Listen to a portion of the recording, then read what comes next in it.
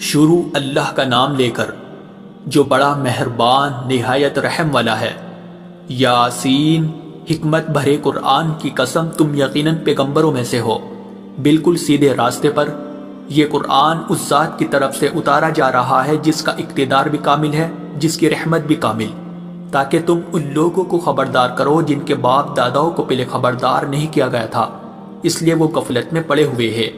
حقیقت یہ ہے کہ ان میں سے اکثر لوگوں کے بارے میں بات پوری ہو چکی ہے، اس لیے وہ ایمان نہیں لاتے۔ ہم نے ان کے گلوں میں توق ڈال رکھے ہیں جو ٹھوڑیوں تک پہنچے ہوئے ہیں، اور اس وجہ سے ان کے سر اوپر کو اٹھے رہ گئے ہیں، اور ہم نے ایک آڑ ان کے آگے کھڑی کر دی ہے اور ایک آڑ ان کے پیچھے کھڑی کر دی ہے،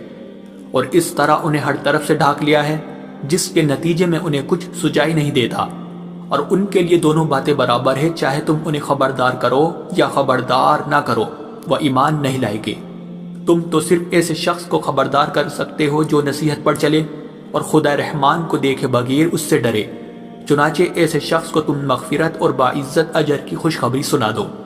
یقیناً ہم ہی مردوں کو زندہ کریں گے، اور جو کچھ عمل انہوں نے آگے بھیجے ہیں ہم ان کو بھی لکھتے جاتے ہیں، اور ان کے کاموں کی جو اثرات ہیں ان کو بھی، اور ہم نے ایک واضح کتاب میں ہر چیز کا احاطہ کر رکھا ہے۔ اور اے پیغمبر، تم ان کے سامنے ایک بستی والوں کی مثال پیش کرو جب ان کے پاس رسول آئے تھے۔ جب ہم نے ان کے پاس شروع میں 2 رسول بھیجے تو انہوں نے دونوں کو جھٹلا دیا،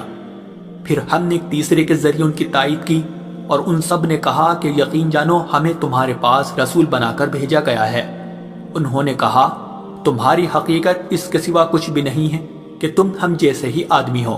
اور خدا رحمان نے کوئی چیز نازل نہیں کی ہے، اور تم سراسر جھوٹ بول رہے ہو۔ ان رسولوں نے کہا ہمارا پروردگار خوب جانتا ہے کہ ہمیں واقعی تمہارے پاس رسول بنا کر بھیجا گیا ہے،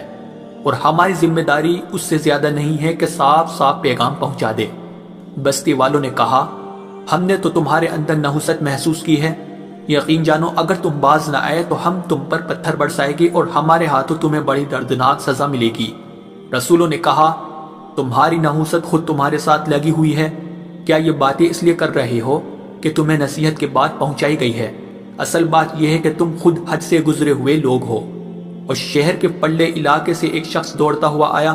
اس نے کہا اے میری قوم کے لوگوں، ان رسولوں کا کہنا مان لو، ان لوگوں کا کہنا مان لو جو تم سے کوئی اجرت نہیں مانگ رہے اور وہ صحیح راستے پر ہے، اور بھلا میں اس ذات کی عبادت کیوں نہ کروں جس نے مجھے پیدا کیا ہے، اور اسی کی طرف تم سب کو واپس بھیجا جائے گا۔ بھلا کیا اسے چھوڑ کر میں ایسو کو معبود مانوں کہ اگر خدا رحمان مجھے کوئی نقصان پہنچانے کا ارادہ کر لے تو ان کی سفارش میرے کسی کام نہ آئے، اور نہ وہ مجھے چھڑا سکے۔ اگر میں ایسا کروں گا تو یقیناً میں کھلی گمراہی میں مبتلا ہو جاؤں گا۔ میں تو اپنے پروردگار پر ایمان لا چکا، اب تم بھی میری بات سن لو۔ آخر کار بستی والوں نے اسے قتل کر دیا، اور اللہ کی طرف سے اس سے کہا گیا کہ جنت میں داخل ہو جاؤ۔ اس نے جنت کی نعمتیں دیکھ کر کہا کہ کاش میری قوم کو معلوم ہو جائے کہ اللہ نے کس طرح میری بخشش کی ہے اور مجھے باعزت لوگوں میں شامل کیا ہے۔ اور اس شخص کے بعد ہم نے اس کی قوم پر آسمان سے کوئی لشکر نہیں اتارا، اور نہ ہمیں اتارنے کی ضرورت تھی، وہ تو بس ایک ہی چنگھاڑ تھی جس سے وہ ایک دم بجھ کر رہ گئے۔ افسوس ہے ایسے بندوں کے حال پر، ان کے پاس کوئی رسول ایسا نہیں آیا جس کا وہ مذاق نہ اڑاتے رہے ہو۔ کیا انہوں نے نہیں دیکھا کہ ان سے پہلے ہم نے کتنی قوموں کو اس طرح ہلاک کر چکے ہیں کہ وہ ان کے پاس لوٹ کر نہیں آتے؟ اور یہ جتنے لوگ ہیں ان سبھی کو اکٹھا کر کے ہمارے سامنے حاضر کیا جائے گا، اور ان کے لیے ایک نشانی وہ زمین ہے جو مردہ پڑی ہوئی تھی، ہم نے اسے زندگی عطا کی، اور اس نے غلہ نکالا جس کی خوراک یہ کھاتے ہیں، اور ہم نے اس زمین میں کھجوروں اور انگوروں کے باغ پیدا کیے، اور ایسا انتظام کیا کہ اس میں سے پانی کے چشمے پھوٹ نکلے تاکہ یہ اس کی پیداوار میں سے کھائے، حالانکہ اس کو ان کے ہاتھوں نے نہیں بنایا تھا۔ کیا پھر بھی یہ شکر نہیں کریں گے؟ پاک ہے وہ ذات جس نے ہر چیز کے جوڑے جوڑے پیدا کیے ہیں، اس پیداوار کے بھی جو زمین اگاتی ہے، اور خود ان انسانوں کے بھی اور ان چیزوں کے بھی جنہیں یہ لوگ ابھی جانتے تک نہیں ہیں۔ اور ان کے لیے ایک اور نشانی رات ہے، ہم اس پر سے دن کا چھلکا اتار لیتے ہیں تو وہ یکا یک اندھیرے میں رہ جاتے ہیں، اور سورج اپنے ٹھکانے کی طرف چلا جا رہا ہے۔ یہ سب اس ذات کا مقرر کیا ہوا نظام ہے جس کا اقتدار بھی کامل ہے، جس کا علم بھی کامل۔ اور چاند ہے کہ ہم نے اس کی منزل تاب تول کر مقرر کر دی ہے، یہاں تک کہ وہ جب ان منزلوں کے دورے سے لوٹ کر آتا ہے تو کھجور کی پرانی ٹہنی کی طرح پتلا ہو کر رہ جاتا ہے۔ نہ تو سورج کی مجال ہے کہ وہ چاند کو جا پکڑے اور نہ رات دن سے آگے نکل سکتی ہے، اور یہ سب اپنے اپنے مدار۔ اور ان کے لیے ایک اور نشان یہ ہے کہ ہم نے ان کی اولاد کو بھری ہوئی کشتی میں سوار کیا، اور ہم نے ان کے لیے اسی جیسی اور چیزیں بھی پیدا کی جن پر یہ سواری کرتے ہیں، اور اگر ہم چاہیں تو انہیں غرق کر ڈالے، جس کے بعد نہ تو کوئی ان کی فریاد کو پہنچے اور نہ ان کی جان بچائی جا سکے۔ لیکن یہ سب ہماری طرف سے ایک رحمت ہے اور ایک معین وقت تک زندگی کا مزہ اٹھانے کا موقع ہے جو انہیں دیا جا رہا ہے۔ اور جب ان سے کہا جاتا ہے کہ بچو اس عذاب سے جو تمہارے سامنے ہے اور جو تمہارے مرنے کے بعد آئے گا تاکہ تم پر رحم کیا جائے، تو وہ ذرا کان نہیں دھرتے، اور ان کے پروردگار کی نشانیوں میں سے کوئی نشانی ایسی نہیں آتی جس سے وہ منہ نہ موڑ لیتے ہو۔ اور جب ان سے کہا جاتا ہے کہ اللہ نے تمہیں جو رزق دیا ہے اس میں سے غریبوں پر بھی خرچ کرو، تو یہ کافر لوگ مسلمانوں سے کہتے ہیں کہ کیا ہم ان لوگوں کو کھانا کھلائے جنہیں اگر اللہ چاہتا تو خود کھلا دیتا؟ مسلمانوں، تمہاری حقیقت اس کے سوا کچھ بھی نہیں کہ تم کھلی گمراہی میں پڑے ہوئے ہو، اور کہتے ہیں کہ یہ قیامت کا وعدہ کب پورا ہوگا؟ مسلمانوں بتاؤ اگر تم سچے ہو۔ دراصل یہ لوگ بس ایک چنگاڑ کا انتظار کر رہے ہیں جو ان کی اجت بازی کے عین درمیان انہیں آ پکڑے گی، پھر نہ یہ کوئی وصیت کر سکے گے اور نہ اپنے گھر والوں کے پاس لوٹ کر جا سکے گے، اور سور پھونکا جائے گا تو یکایک اپنی قبروں سے نکل کر اپنے پروردگار کی طرف تیزی سے روانہ ہو جائے گے۔ کہے گی کہ ہائے ہماری کم بختی،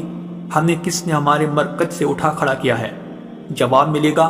کہ یہ وہی چیز ہے جس کا خدا رحمان نے وعدہ کیا تھا اور پیغمبروں نے سچی بات کہی تھی، اور کچھ نہیں، بس ایک زور کی آواز ہوگی جس کے بعد یہ سب کے سب ہمارے سامنے حاضر کر دیے جائیں گے۔ چنانچہ اس دن کسی شخص پر کوئی ظلم نہیں ہوگا اور تمہیں کسی اور چیز کا نہیں، بلکہ انہی کاموں کا بدلہ ملے گا جو تم کیا کرتے تھے۔